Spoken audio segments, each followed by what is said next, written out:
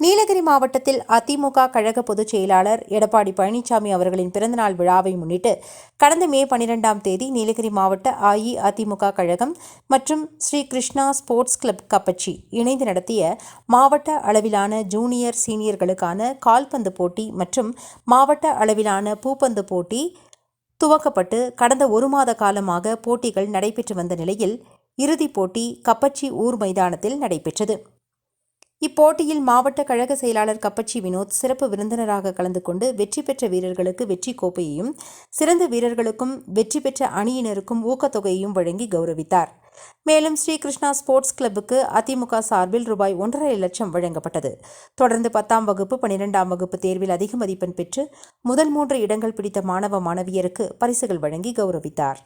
இந்த நிகழ்ச்சியில் இளைஞரணி மாவட்ட துணை செயலாளர் சக்தி நாகராஜ், கிராம தலைவர்கள், ஊர் தலைவர்கள், பொதுமக்கள், விளையாட்டு வீரர்கள், இளைஞரணி நிர்வாகிகள் கலந்து கொண்டனர்.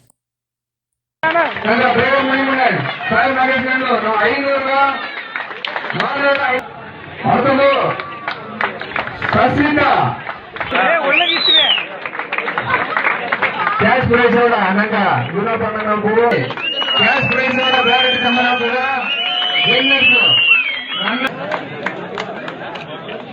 ₹5,000 ಇಸ್ತಾರೆ ಅವಾಗ வாழ்த்துக்கள் ಉಡುಪಿ